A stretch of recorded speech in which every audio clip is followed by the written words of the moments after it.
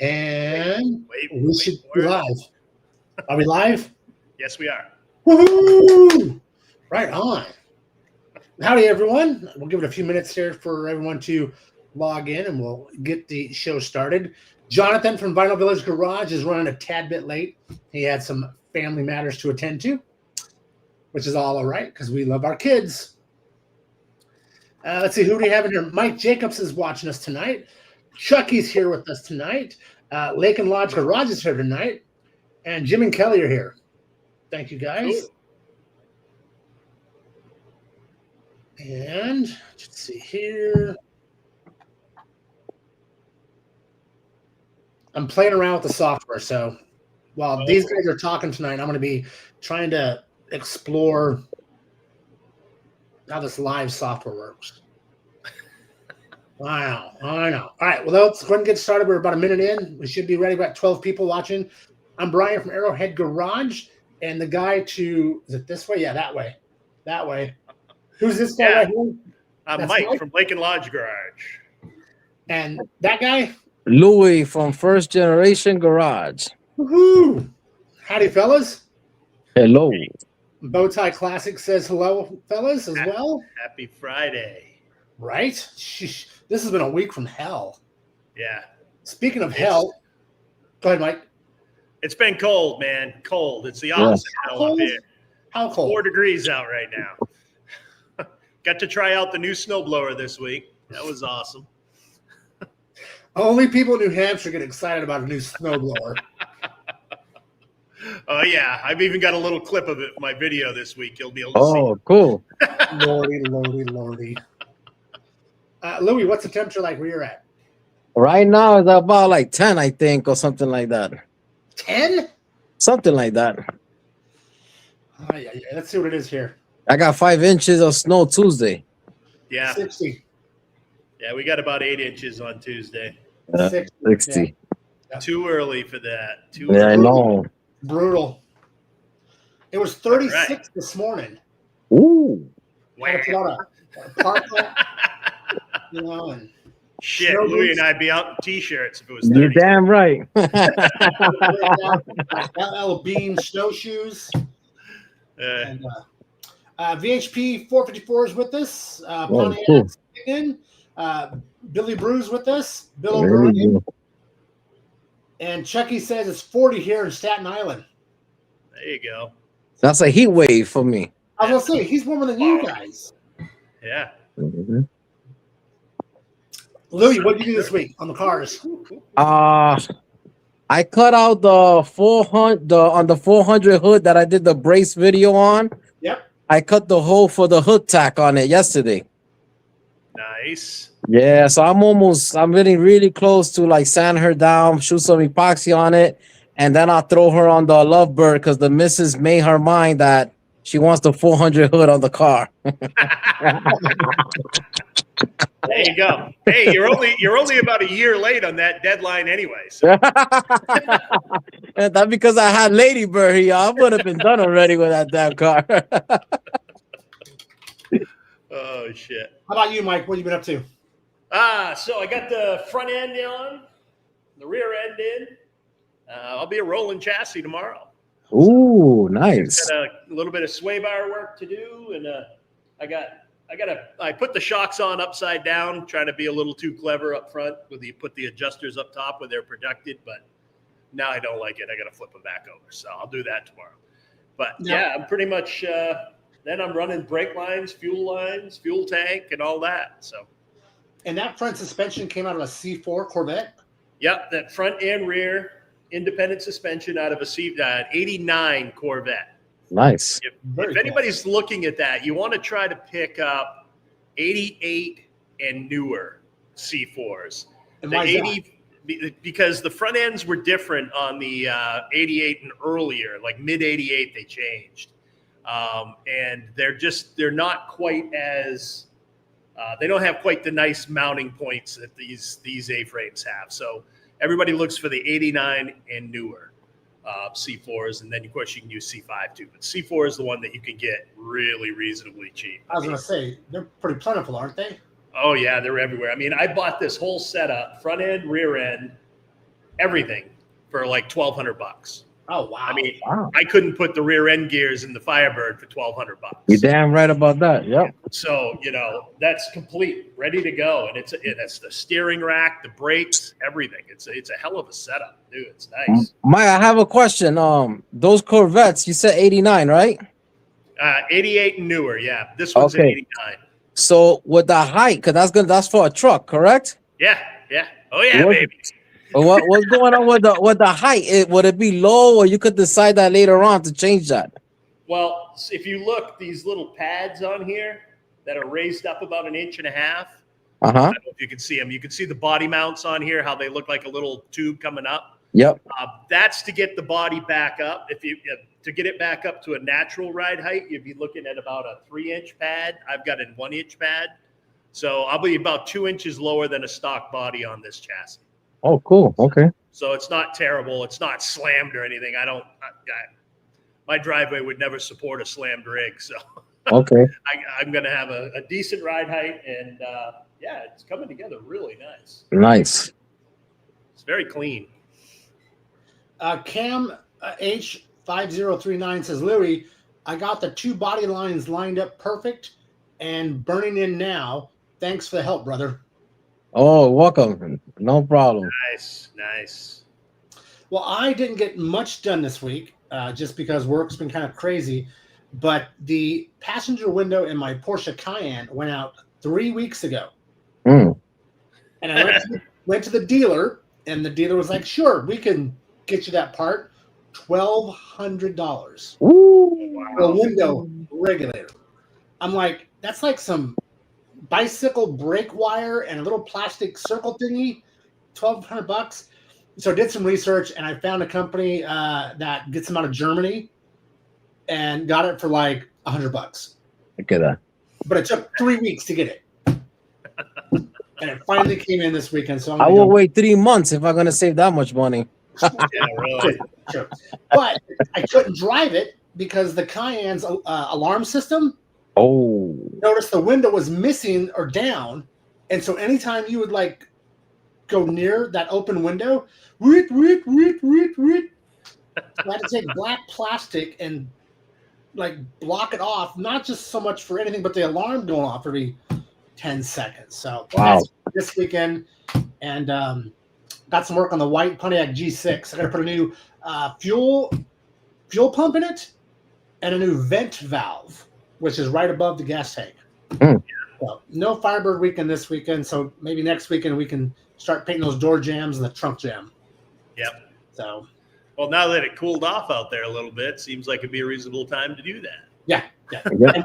But now I have to go and buy the right reducer because my reducer is the 80 plus. So, and it's supposed to be 72 this weekend and about 70 next weekend. Yeah. Mm. So I have to get some more reducer, which I might as well just buy another gallon of paint because I know I'm gonna need it. Might as well just lay it on there. have a stripper just doing this. Just there you go, Summit. Just take it all. Yeah. Take Daddy's Friday night paycheck. Cam also says, doing patch on outer rocker panel. I just bought the whole rocker and cut it out since there was 2 body lines in one patch. Yeah. Well, that's an excellent lead in. Yep. Yeah, he did a good job. I saw the pictures. He did a good job. So let's go into that, Louis. Talk us through a situation like you're working on that hood back there. All right. So it comes to a point you reach on your project. Doesn't matter if it's a Firebird or any classic car you're working on, or any car. And you kind of decide to yourself, how much of the original metal I'm going to keep and how much I'm going to replace. I've been on both sides of the fence. I have replaced everything or even patches. I started doing a lot of patches in the beginning of doing this kind of work because I don't know. I think either the car was either more solid, and as I got more comfortable with metal work, I bought more rusty cars. But honestly, I feel that if you're gonna replace, let's say, a whole quarter panel, at the end it is easier. That's my opinion. When you gotta graph a piece in, it takes way more work. I'm way in the same longer. opinion. Yes, and I'm gonna be, believe it or not, you gotta be a better body man. Yep, you do. Because at the end is a lot. We're not talking about cutting and burning it in. That ain't the hard part, believe it or not. It's the body work to make that thing look at the end like it was never there, using minimum body filler. Okay, the way we show. It's not easy. It's not an easy thing to do. And time consuming at the end, a lot of time consuming. Yeah, I agree. I mean, you watch even people like Juby Mays, who has done way more bodies than any of us, and he'll tell you if it's rotten, replace the whole panel because it'll be quicker in the long run. At the end of the day, if you're trying to seam across the whole edge, it takes forever, and you're fighting the wave trying to get it out with the heat. Yep. For me, I just replace the whole damn thing. Now, there's some things I won't do that on. Like if I've got rocker panels that are fairly solid and like one little spot where it's getting thin, I'll cut out a circle and put in a perfect patch circle. But where it's structural steel like that, or even some internal panels, I can do that and feel very comfortable with it. But if it's an exterior body panel, I don't. I'll replace the whole damn panel every time. Correct. Time. If we can get them. If there's some rigs you can't get everything for, and in our forte with the Firebirds, we're lucky. I mean, that's one of the reasons I picked a Firebird to do is you can buy everything, the whole damn car if you wanted to. I pretty much did. So it's a matter of preference, but you think you're saving some time and money by just patching it. I don't buy that. Yes. And the way I look at it, everybody complains about these aftermarket panels. Personally, I'm grateful we have them. But they're not perfect. They're a starting point. You have to make them perfect every single time. Yep. Tweak. Yeah. Yep. But if you consider it like you're building a body panel and that's your starting point, then it's a really reasonable approach. If you're expecting to buy aftermarket body panels that fit perfect, forget it. Right. That's not going to happen. Yeah. That's a pipe dream. Yeah. Yeah. And it's one of those things. You got to go into it with the right attitude. I mean, you look at like Jim and Kelly there, Jim spends a lot of time making sure everything fits perfect. I mean, spot on, and he plays with them and he gets it. And he's fairly new to this game, right? So it shows you that you can do it. Anybody can do it. It's just a matter, you got to do the research, put in the time. It's not that hard to replace a whole panel when you really bear down on how it's intimidating at first because you don't really know how the factory put them together. Right. When you watch us do it for a few times, and then you're like, oh shit, that's really not that bad. You can see where one panel lays on another panel, and then you can kind of say, oh, if I take that off. Yeah, there it is. Here's where all the welds are. I got to drill out, and drilling spot welds is not that hard. No. Like I always said, these guys at GM, they were probably drinking on the job, and they made it to where they could just slap these cars together and just roll them out of that factory as fast as possible. And they had a tolerance of plus and minus 3/4 of an inch on most. Yes. Yeah. I'm like 3/4 of an inch. I'm sweating bullets if I'm over an eighth. But I mean, that's what, 6 inches? I mean, yeah, right. Maybe in Arizona. I'm gonna drink. But no, it's I keep bringing up Juby, but one of his shows he had a Camaro in there that was a Friday car all the way, and it was all factory panels, and oh my god, the cowl covers on the were off by over half an inch. It was just like, I got to pull these off. This thing is so wrong. But yeah, he's a really good resource for learning how to do body panels, and especially on the Camaros and Firebirds. One of you guys was talking about how when you went to cut some spot welds, there should have been a row of spot welds. There were like 2 or 3 when there should have been like 10. Yeah. I was like, this guy was lazy that day. Yeah, I find them all over like that. It's funny though, because I learned that at the factory, they had a quota of the number of spot welds they had to do per car. So when they had light areas like that, where they were supposed to be 10 and there was 4, then all of a sudden you'd see where the last area they were spot welding, there was like 100 and there should have been 20 because they were just nailing it, trying to get that number up before that car rolled. Yep. So, Mike Jacob says 6 inches when it's below 30 degrees, Brian. Thanks, Mike. Thanks, Mike. It's cold. It's cold. That's one thing. Like when I was working on my 67 Porsche, it's like every like half inch or 13 millimeters spot weld, and I'm like, yeah, nothing like the Firebird was like one here, one over here, maybe one there. This is like you got to remember, most of that stuff in modern cars now is done by robot. So I mean, right, yeah, definitely it's going to be the same every single time. But and robots don't bitch and complain and take sick days and show up drunk. The other thing that we should probably talk about was, I was watching Louis' Hood project this week, and that was a little scary when you pulled that frame off that brand new hood. Yeah, you see all the explanation I did there? Yeah, all that surface rust underneath those panels. Brand new panel. Brand new. But that's the way the factory panels were too. Exactly. And, no protection. Those were designed to last 7 years, period. Yes. But, I don't know if you guys watch their Mr. Fireman, Roger, out in, I can't remember where he's out, Oklahoma or something. He's out your way, Brian. But I call him the exorcist of rust. If there's 2 panels together and he thinks there might not be primer between them, he will separate every one of them. And he will separate every panel. And he does all these really cool studies on like the effect of different primers when you weld them back together and all this stuff. And he'll do a bunch of different primers, weld them with different types of welding, and then throw it up behind his barn and come back in 6 months and have to pull it out of the rain. I've seen him. I don't know if check him out more. Oh yeah, he's got good stuff, man. He's just getting back on his Camaro now, but I call him the exorcist of rust. If there's rust hiding somewhere in that body, he will find it and remove it. He's excellent. He's kind of manic over it, actually. But he's a great guy. Really awesome resource, too.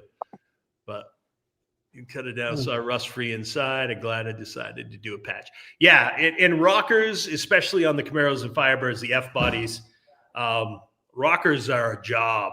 That especially when you get up into that web piece that goes up in behind the vent panel, it's doable. But it is a big job. So if you can fix it with a small patch here or there, hey, do it. As long as it's not all rotten inside, that's the right way to go. And even when they shot the galvanized inside the rockers, they didn't shoot everything nice like we do now. You know, and whatever got the paint. Whatever didn't. So what? That's how it was. When I got my Firebird, I bet I spent better part of half a day trying to suck acorns out of the rocker panels. Ooh, yeah. Packed right full of acorns from squirrels and shit. And I'm just sitting there trying to, pull out road dirt and acorns. And it took a long time. But like you said, Louis, even those guys didn't, do a fantastic job as that plating. So, I use the Eastwood interior panel stuff there that has a long hose with a wand that you just drag. Yeah, I explained that too. That's a good one right there. Yeah. Yeah, that stuff works good. You want to be a little careful with it because it makes a mess and it'll run out of the seams. So if you're doing it on something you've already painted, I wouldn't do that. Or I wouldn't do it on anything you've already primed. But before primer, that's the time to do it. Beforehand. Yeah, and it does work. I don't know how well it would work, trapping rust, but who knows? Right.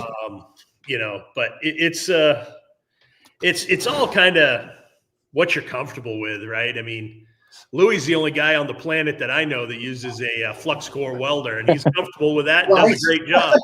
I couldn't do that. No way. I would be scared to death. But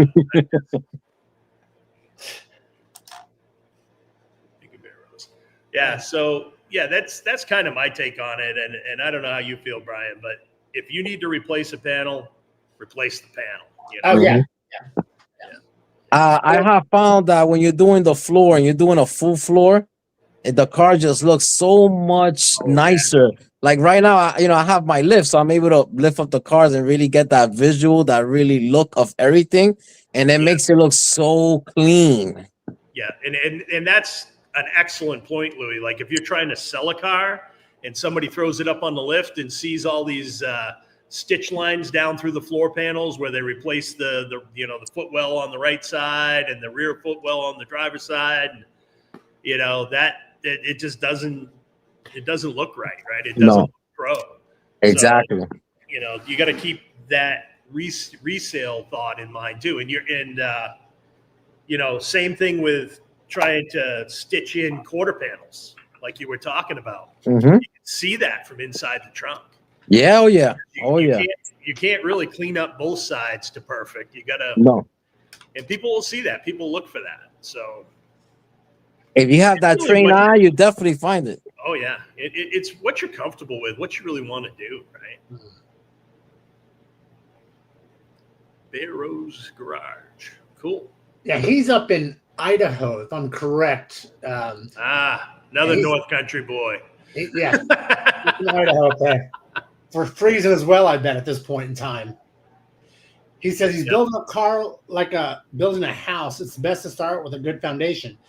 100%. He's working on a Corvair, a Chevy Corvair, with rear engine, air cooled like a Porsche. Yeah. But he's in a front engine V8. If I'm correct, correct me if I'm wrong, man. But I'm following him. That's going to be wicked. So my family was always huge into Corvairs. My grandfather loved Corvairs.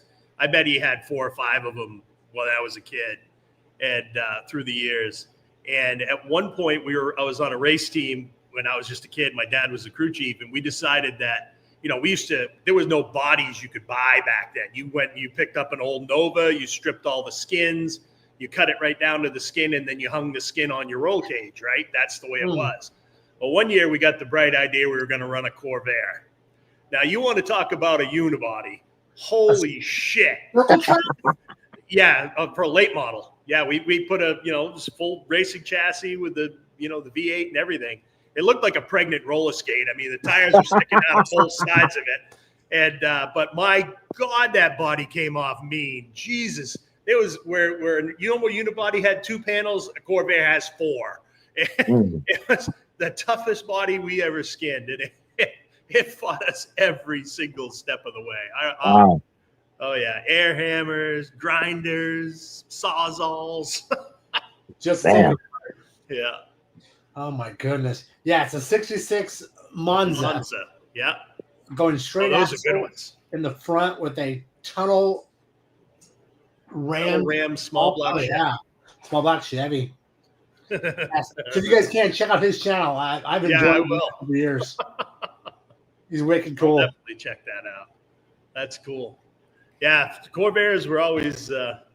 My dad talked about getting a Corvair right up till the day he died. He loved them things. Wow.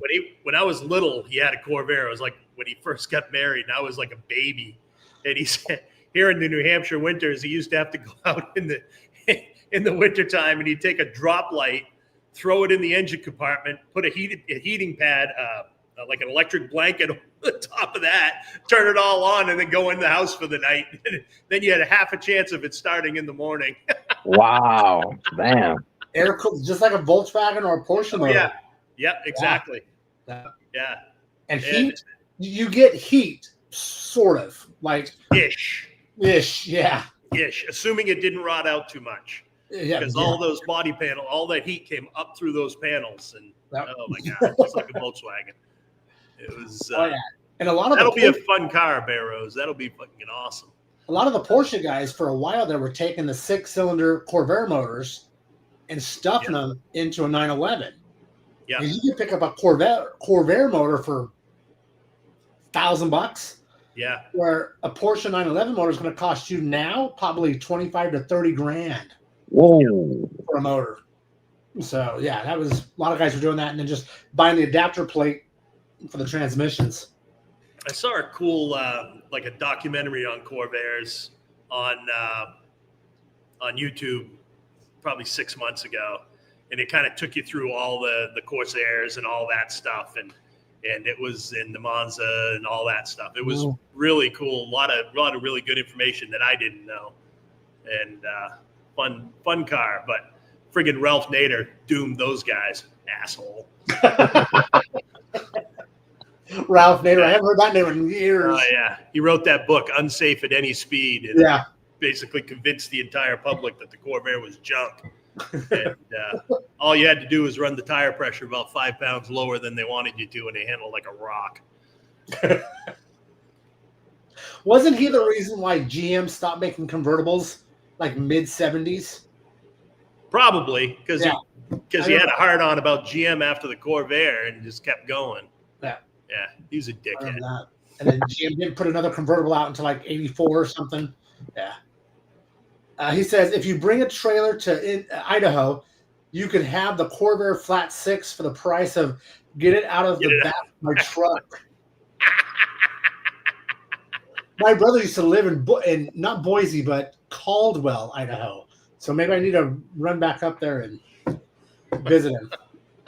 And pick up a 6 Corvair motor. They look cool as shit because the fan sits like this on top of the motor. So you look down upon it like the Porsche 917 racing motors. And they're wicked cool to look at. Then they had a carburetor on each side of that fan. Yes. Some of them had 4 carburetors, if I remember right. Was it 4 or 6? It was 3 and 3, wasn't it? Maybe. I can't remember. I know there was multiple, but it was single barrel carburetor, one single barrel carburetor for every cylinder. Yeah. When I went down to Connecticut to pick up the Firebird, my first Firebird project there, the guy had a year 1 Corvair sitting there too, and you could just about throw a cat through it. I mean, it was so rusty. It was so bad. And I told my son, I said, maybe we should do this instead. Oh, he's like, I don't know, Dad. But yeah, Corvairs are interesting. It's like a little subculture of people that are into those. Yeah, I love them. Yeah, I think they're cool as shit. Yeah. Yeah, so Barrow says that the Stinger had 4 carbs, so that would be what, 2 and 2, right? And so 2 on each side. Yeah. That would feed then the 3 cylinders or 3 cylinders. My dad always said those were a pain in the ass to keep tuned together too, because you had to. It wasn't just like they were all mixing for all 6 cylinders. There were 2 that were mixing for 3 cylinders and 2 that were milling for 3 cylinders. So like my Porsche, I have a single barrel carburetor for every cylinder, and you have to adjust. Oh, really? 6. Wow. So you have this little device that you put on top of the velocity stack. Yeah. And you tune that one, and then once you get that one done, then over to this side, tune that one, and then tune it, and it's a. Yeah, you got to do that. It's like tuning a guitar, right? You got to do that 3 or 4 times to get through it. Yep. It's a pain in the ass. I've considered sometimes like just going to electronic fuel injection. Buy the kit and make the modifications. You'll pick up an extra 10 miles per gallon and easy starts. Yep. But yeah. Cool. And you're adjusting them like every 3,000 miles. Oh, right. It's like every time you turn around, you're like, damn it. Like drum brakes. Yeah, kind of like drum brakes. Yeah. On a Firebird like mine, which are finally good now. Yeah. All right. So I had a question, you guys, at the bottom. It says, do you guys watch our videos on TV, on a computer, or a phone? And I'm curious because YouTube just put out a report that said that more people watch YouTube on a TV than a cell phone, which is number 2, and a PC, which is number 3. And that matters because it changes how you deliver your content. And so it's like if these guys are watching our shows on a big 56-inch TV, we have to be at 1080p or 4K. Otherwise, if you try to watch a 720, which is what we're at right now, on a TV, it's going to be pixelated. And so I'm curious about that. So a few people say TV, a few people say phone. Yeah. But yeah. I got a couple of texts, people saying TV. Yeah. But the guys that can't comment because they are watching on TV. But yeah, like I was telling you, I'll watch. I'll just keep an eye on YouTube, keep an eye on the alerts, and save stuff to my watch later list. Uh-huh. And then I'll just stream that in the garage all weekend while I'm in. Yep, that's what I do when I'm working on the cars. I just put on the TV in the garage and watch whatever. You know, until football comes on. Just saying. Wait. Football or football? Were you like soccer? No, real American football. Real. Okay, good. All right. Well, you're so close. Patriots are back, baby. Patriots are back. Well, I won't talk about my Saints. So another rebuilding year. Yeah, Mike says 720 is fine on his 65, and honestly, I don't. Well, that's good. I don't really have much problem with 720 on my TV. Well, you can see it right there. Okay, and that's about the size of mine in my garage. Yeah, I think it's like I don't know, 52-inch something. I don't know. Yeah, it's the one you can get for $250 because out here they're disposable. You use them up like Bic lighters. They don't like the smoke and the grindings that happen around here. Funny story. So at Thanksgiving, my sister and I were talking about Black Friday and how before the internet, you used to stand in line at like 4 a.m. on Friday. Oh yeah, to get in to buy stuff. To be clear, I never did that. I did it one time when my first child was young, and I was like, "This is BS. I'm not standing in line to save $20 or $40. It's not worth it. I'm not going to do it." No, but anymore, it's like Walmart. I was in Walmart, and I don't do Walmart, and they had like an 84-inch TV for like $225. Oh yeah, Sam's Club, same thing. How? Like, is it? But like you said, it's going to burn out in 6 months or a year. Oh yeah. And in the trash can. Yeah, I get about 2 years out of a TV in this garage. That's it.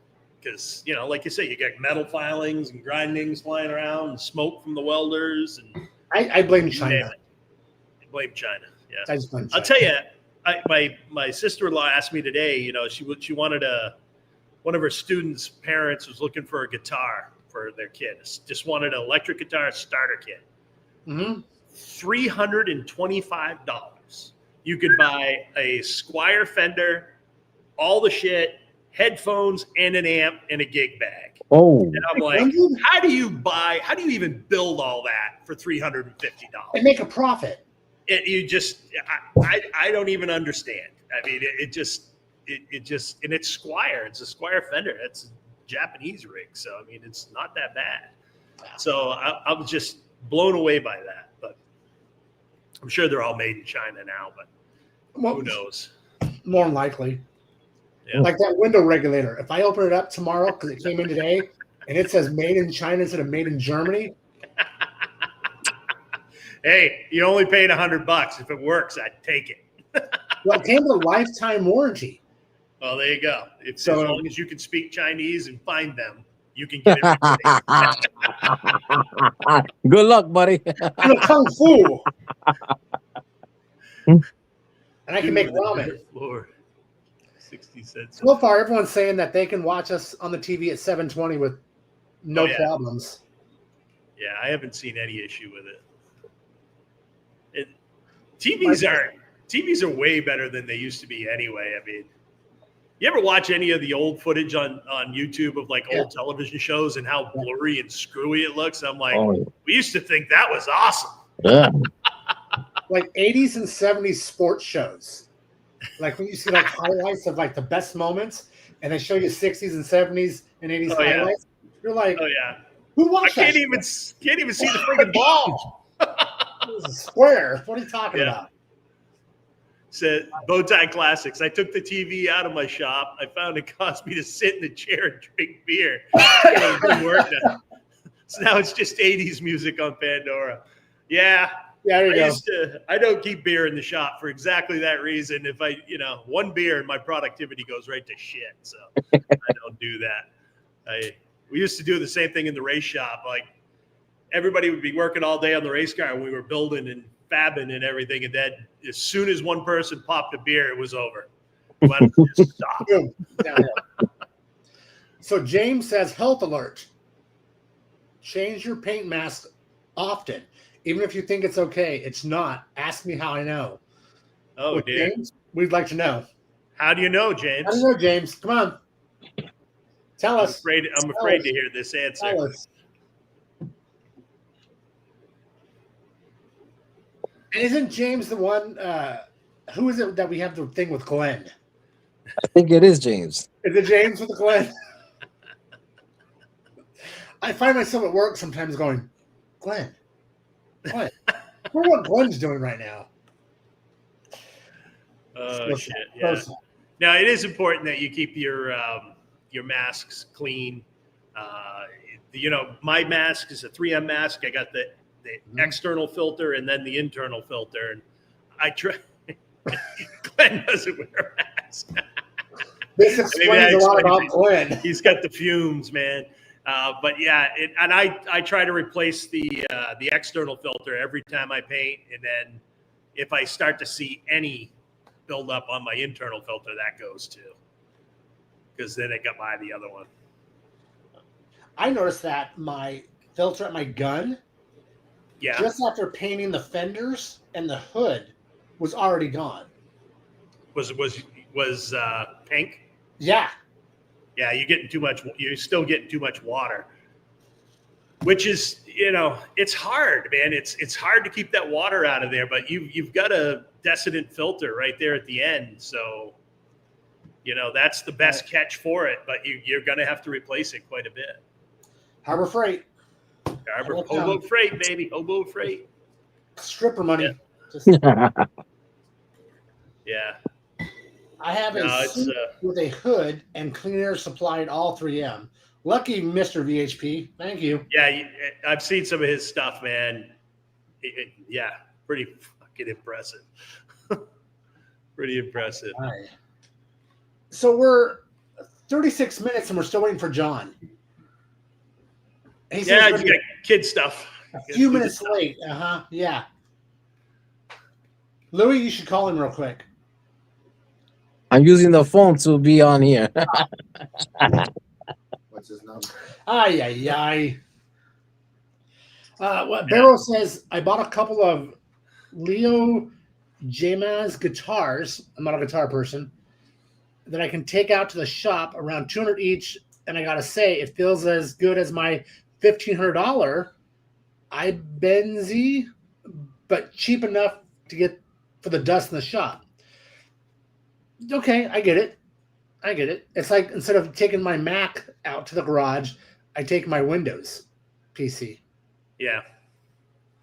Now I used to have a one of those. What the hell was it? The Breedlove Passport series. It was like a $200 guitar. I used to keep in the office too for exactly that reason. But they were fine. So James comes back. I've been dizzy for a week.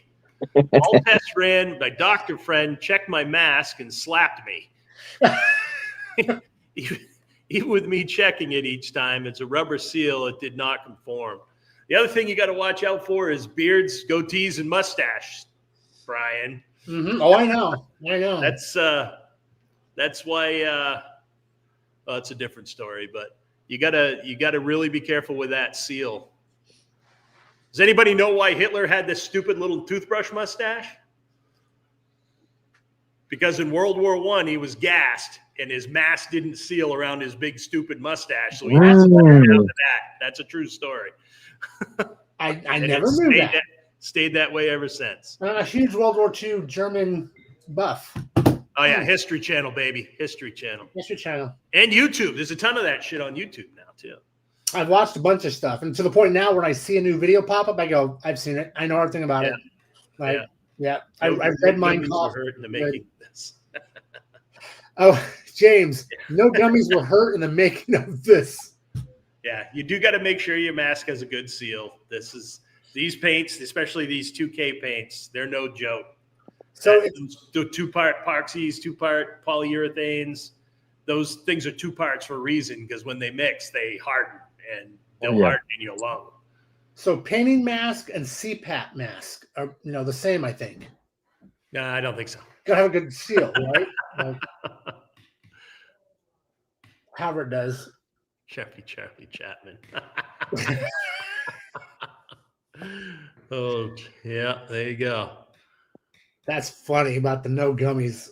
James, oh my goodness. If it had been Enron, he'd already be dead. That's true too. That shit was really nasty. Did they Enron? do a lot of Enron? I don't hear about it as much as I used to. It used to be all the rage, like in the mid '80s. Enron was the thing to get. It was hard as a rock. Beautiful finish. Oh, But really? I don't hear so much about it anymore. Yeah, new paints are different. It isn't like your old enamel and latex days, man. Not latex, lacquer days. This is any of these 2-part paints are no friggin' joke. You do not want to get this shit in your lungs. It is irreversible. So Cam H says, I do powder coating for a living, and even with the full face respirators, I still get it in my nose. I blow black snot about every morning. Wow. Yeah, and I've got concerns about that too, but that's not as bad because it's not going to try to cure in your lungs, but it's still a really bad thing. It's not good. But the other one that's super bad for you is spray foam insulation.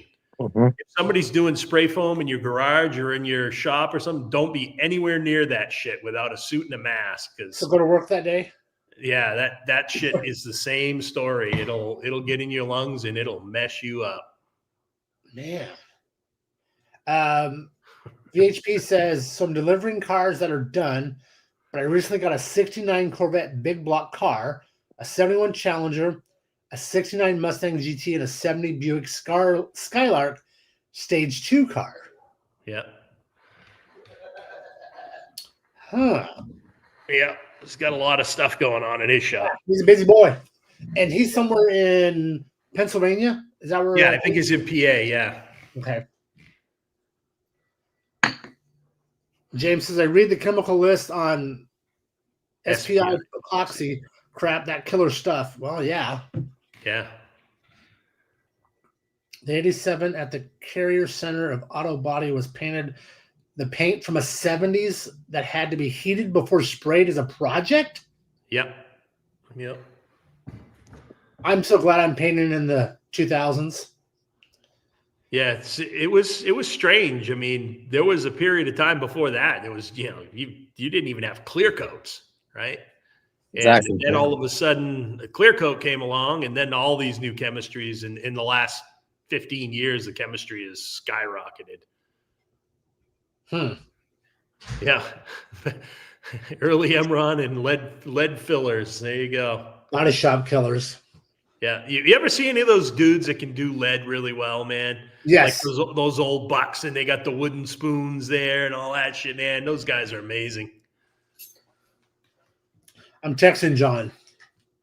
Okay. Let's see. Any questions for us guys? Dulux. Yeah. There you go.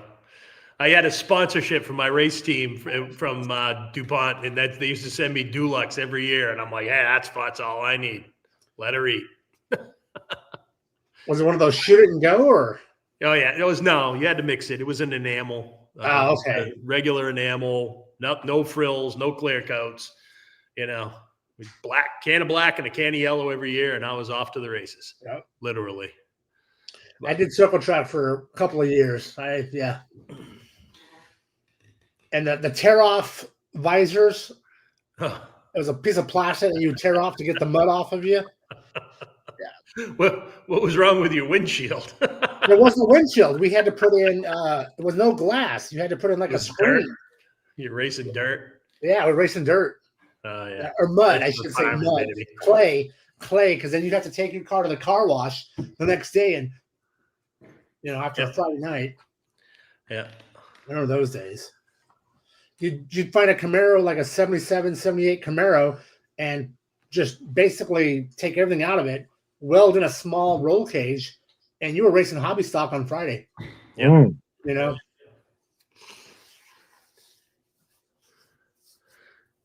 Used to heat it up on a stove beforehand. And then Barrow says, new lead is a lot better than the old stuff as well. The old stuff was okay with lacquer, but boy, was it full of impurities. Yeah. And then Chucky Watch says, some of those old bucks that spread that lead, and they just put it on there so perfectly. And you're like, how much lead fumes have that guy sucked in over the years? that little spatula they would use. Yeah, that little yeah. trowel. Like little spoon thingy. Yeah. Yeah. And they But they were treat all masters. those. Masters at it. Yeah, it's crazy. Like when Jonathan was here and he did the roof on the Firebird, we didn't even do the lead. We just went and used the metal. Yeah, all metal. Yeah, all metal. Yep. And yeah, we didn't even go back to that. But watching him burn out the lead and just how it rolled like mercury, kind of. Yeah, just beat it right out. Yeah. It was a trip. Yeah, it was different world back then. You think about the really old cars back in the 20s and 30s, that was all lacquer. And All lacquer, yeah. hand rubbed lacquer. You used to hear that all the time, and you literally had to it was a process to get it done. And those cars just faded off the paint and never peeled off. Yeah. Like the clear coat, base coat, clear coat peels off. Yeah. Yeah. On a really old one, you'll see where the old lacquer crazed and it looks like, just cracks all over it and it's shrunk, but that's it. It's still stock. It just shrunk. So Cam has a question. He says, since I'm doing rockers, I know it's a preference, but do y'all prefer the sleek look of Bear rocker or going back with a chrome trim? I want to hear Louis' answer. I love the chrome trim. I don't like it, but they all came with it. On the rockers. They all came with it? Yeah. Yeah, on Firebird I took that shit off and threw it away. I like the Bear look. Yeah, the first gen, they all came with that trim molding on the rockers. You gotta have chrome or go home. Nah, not me. I don't like them. None of my Firebirds have it. No, I took mine off and filled in all the holes and never looked back. No. Yeah. Bill And O'Brien. I expected it to be all rusty under there too, but you pull that chrome off, those were the panels that lasted for some reason. It's so true. It's so true. It was more like a stainless, like kind of more than a chrome. Yeah. Yeah, it was stainless. It wasn't chrome. It wasn't chrome. No. I was missing mine until Bill O'Brien from St. Louis sent me a pair. Oh yeah. Like I was at work and all of a sudden the wife's like, "This big ass box is here for you." What did you buy now? Yeah, what did you buy now? And I'm like, "Oh, it's from Bill," and it was 2, chrome strips or whatever. I just, for my particular build, I like the Bear rocker. I just body color. It all looked good to me. Me too. Let her eat. More It chrome. just felt like one more thing to put on and fool around with, and I'm like, nah, don't need that. So Cam says he thinks he's going back to Bear rocker. Yeah. And James says first gen chrome was all stainless. Pontiac and Pickens says chrome. James says chrome. So Yeah, most people are all about the chrome, man. Bowtie Classics. I love the factory jewelry. I want my chrome. The bling. You bring the bling. Oh, a 28 Willys Overland Whippet. Tip and roll. Yeah. What the hell is tip and roll?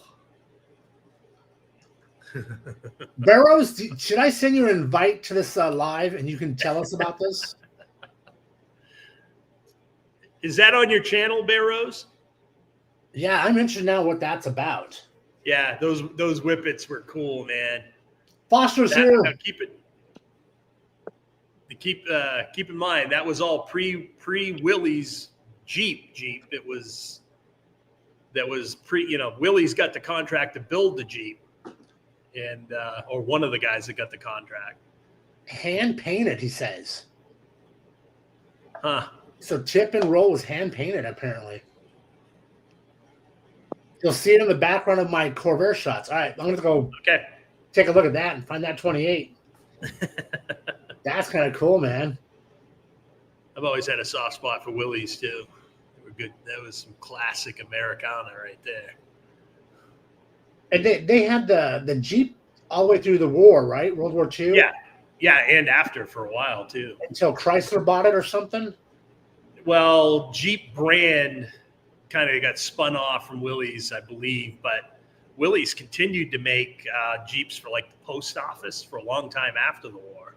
They were, I think, one of the only ones that continued that on. And then I believe Chrysler did buy the brand Jeep, but didn't really use their designs. They just kind of took the look, right? Gotcha. Okay. That was what the other thing my grandfather always had was always had a Wagoneer to go to camp. Had to have that Wagoneer. That was like the SUV type thing. Yeah, the big suburbanite thing there, big Suburbanator. And he had the Corvair for going to town and the big Jeep for going to camp. The Corvair for going to town. Yeah, going to town rig. Cam says, I have the last generation that was Chrysler, 99 Jeep TJ with bulletproof Ford. Oh, yeah, the inline 6 one. Yeah. I've heard, yeah. That's a great motor from what I understand. I had a 95 Jeep with a 4-cylinder, completely gutless. You had to look, but you had no power whatsoever in a 4-cylinder. 28 was the first year for a pressurized oiling system. That's where Found on Road Dead came from. The Jeeps by Ford were still splash oilers. Okay. All right. Ford was the main maker of Willys Jeep during the war. Yes, Ford produced more than any of them. Willys, it was kind of weird. Willys developed the Jeep, and then the government said, "Yep, great, thank you." And then had a bunch of other people make it. Didn't Willys also build like B-25s or something? The bombers? What? Didn't Ford build bombers? Oh yeah, B-29 at their Willow Run plant was producing one of those freaking bombers a day. It was insane. But the Willys ended up through the war building trailers more than anything else. So they designed the friggin' Jeep. The government takes the Jeep, hands it to Ford and everybody else to build, and then Willys builds the trailers to pull behind the Jeep. Wow. Yeah, it was one of the things. Oh, James says, do you know how to spot the difference makers of Jeeps? No idea. I do not. James, educate us. I'm sensing a punchline coming. Yeah, from James. Probably the gummies. The gummies are probably kicking in. It might be it. Spent half his life on the red line. Still ticking.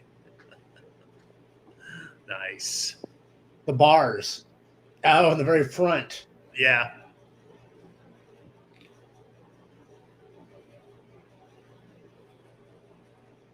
Yeah, Fiat did take over Chrysler. Really? Yeah. Mercedes had them for a while and then spun them off to Fiat. Daimler Chrysler. And what's Fiat stand for? Fix it again, Tony? Oh, yeah. Good times. 7 slots. Front bar behind. Yes, that's right. Bantam. In Butler, PA. Yeah. Yeah. How far are you from Butler, Louis? Like 5-6 hours. Oh, wow. No way. You're a ways. It's the other side of the state. Yeah. Louis closer to New Jersey than Pittsburgh. Correct. No, you're that way or that way. Or He's east. East. I'm east. Yeah. Hey, Louis.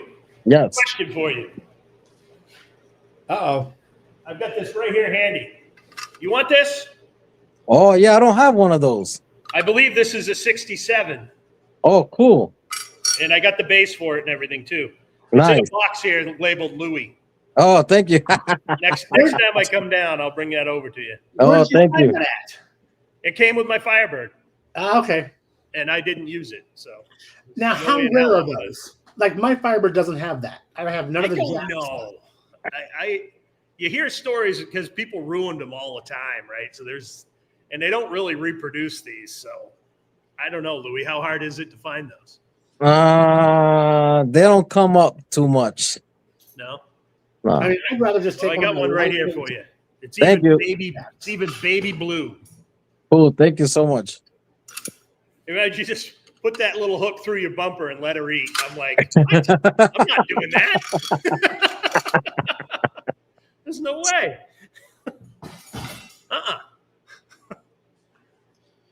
Well, Jonathan may not be joining us tonight. He may be Uh-oh. sick. He may be a little food sick. Uh-oh. Oh, So yeah, it's some bad oysters or something. that or the Mexican food restaurant that's run by the Chinese guy. The Chinese Mexican. Don't laugh because we have them here in Arizona. It's funny as stuff.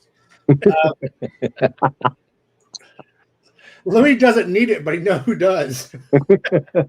L&L Pontiac parts. Yeah, L&L Pontiac. Which I have a box, that 69 shifter to send to you, Louis. I need to get that back to you. Yeah, it was something else I was kicking around here that I'm like, I got to get this to Louis. Oh, you know what it is? You know that jig I made to put the because Brian led us astray. The jig I made to put the glass into the vent windows for the 67s. Yes. I forgot to bring that to you last time because I watched Brian's thing. I'm like, oh, this is easy. Just shove it in there. It'll be fine. Oh, my God. I couldn't get that piece of glass in there with a stick of dynamite. Mm-hmm. I mean, so I ended up building this piece of wood and a whole jig made to the shape of the vent window. And you could run a couple clamps and it shoves it right in beautifully. So I was going to bring that down to you too, Louis. I think you need to do a video on how to make one. What's that? You should do a video on how to make one. Oh, yeah, I think I did. Did you? Yeah, I seen that one. I seen it. I'll go back and look at that. Not that I need it now. I even swore about Arrowhead Garage. That friggin' Oh. Brian said these go right in easy. He's full of shit. Just been drinking that He day. didn't even have to take it off the car. Mike did get this thing in there with a shoehorn. Oh, Vinny's here. Vinny says hello to everyone. Says howdy. Yeah, Billy everyone Brew. Those looks things are cold. dangerous and ruin bumpers. I agree. Those things, yeah. And if they got away from you, they sit there and go tuk, tuk, tuk, tuk, tuk, tuk, tuk, and down you went. Because it hooked to the bumper, right?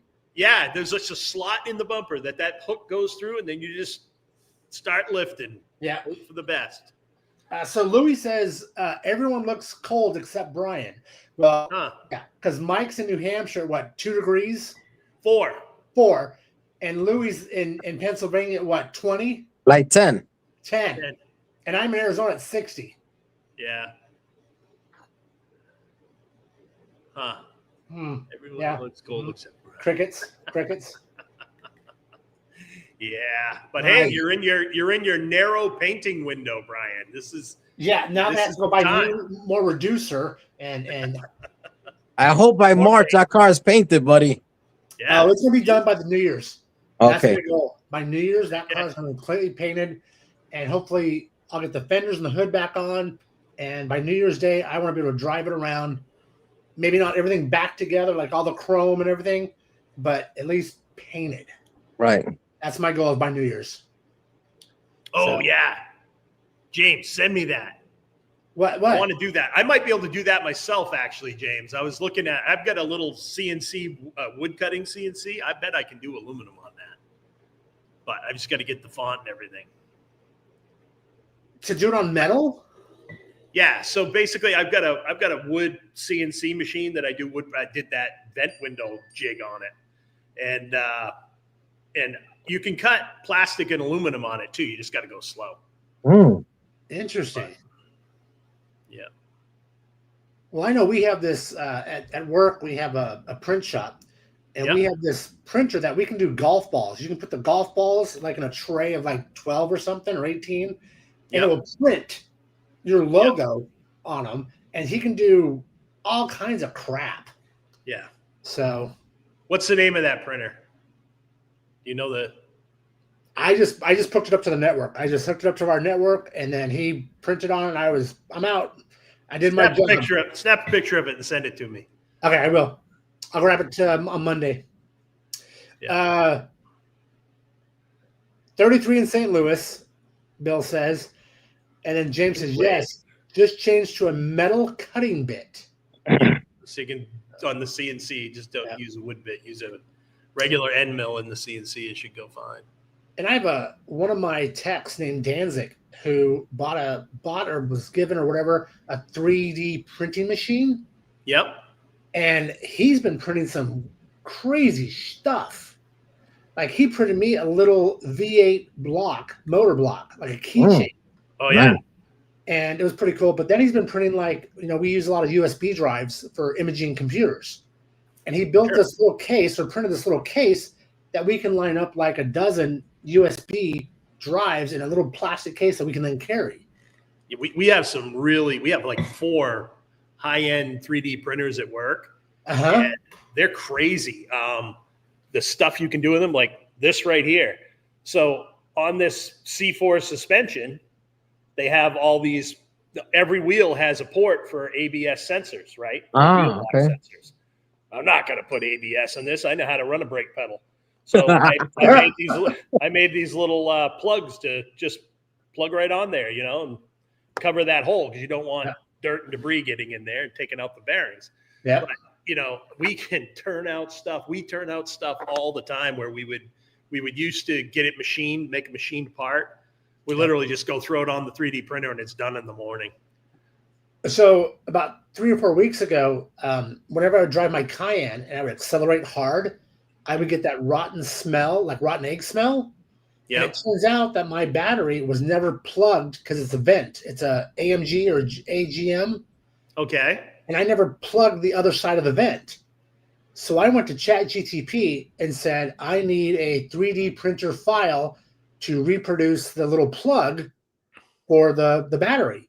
And it spit one out to me. And I was like, okay. So I sent it to my worker, Danzig, and he gave me like a dozen of them like the next Monday.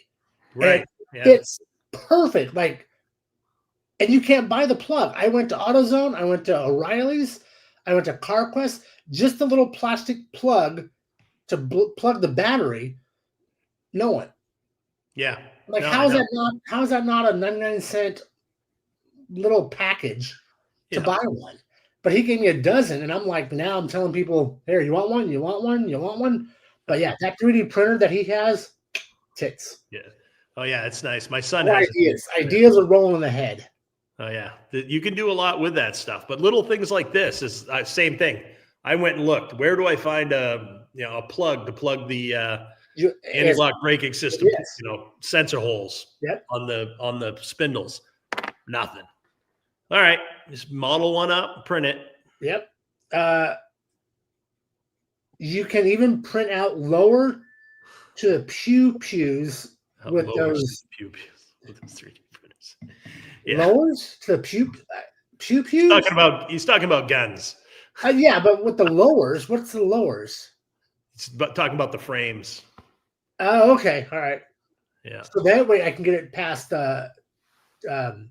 TS. What is it? Don't say it, Brian. Yeah. Okay. You'll be on a list. I'm already on a list. I don't know. Louis saw this, but on my channel, I actually printed out on this same printer all the ductwork and everything from my ram air system for the Firebird. Yeah, it was real cool. All the pieces in the hood. Yep. I took the factory ducts where they stopped and where they would normally dump into that big elaborate affair like Jonathan put on that car. Yeah. I just made them 2 horns that come into a round disc with a diverter down into my air bonnet, and that's it. And it's total ram air. Is that coming out of the scoops? Yeah, it's functional. Yep, it's functional ram air. Yep. Can you send me that file? Sure. Okay. I'll see if Danzig will print that for me. I'll buy it. It's for that 69 hood. I have a question. Yeah. With a 3D printer, right? Can you guys use a clear plastic to print something? Some of them have a clear plastic, but it's not very strong. But a lot of them will use that for making brake light lenses. So a lot of the rare lenses that you can't buy anymore, they'll make it with this clear or translucent red. But they'll print anything you want now with that. The reason I'm asking, because me and Jonathan was thinking about this idea a while back.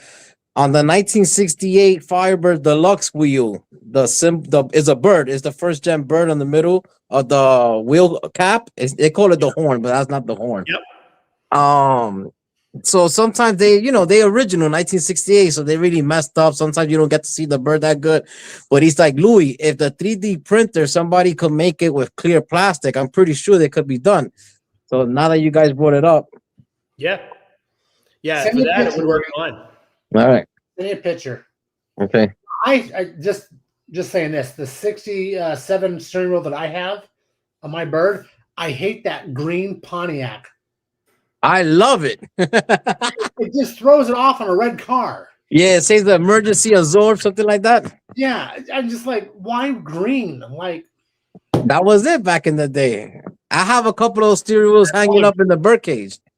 That mesh tent green, man, that was all the rage for your kitchens. Yeah, green was big at that time. Yeah. The color of Louis' hat. Yeah. Green was big in the 60s. If I can change that out to something else, I'm going to do it. I just that green just get out of me. Yeah. Well, all right, guys, we're at the hour and 5-minute mark. Yeah. And Jonathan is sick because of his Chinese or whatever he had. His Mexican encounter. Yeah, his Mexican encounter. Mexican/Chinese. Yeah, right. So thank you guys for hanging out with us. We appreciate it. We will see you then next Friday at 7 p.m. Eastern time. And we'll come up with a topic or something by then. If not, suggest something in the comments after the video. Leave us a comment what you guys are interested in, what you want to hear, and we can talk about it. But you got to let us know. You got to talk to us. Barrow says, green or red, I hear you, man. Those are two colors that should never go together. Unless it's Christmas. Oh, that's right. Unless it's Christmas. Yeah. Yeah. All right, gentlemen. I will see you next Friday. All right. All right. Good night. Get some stuff done. All right. Good night. Guys. You're on it.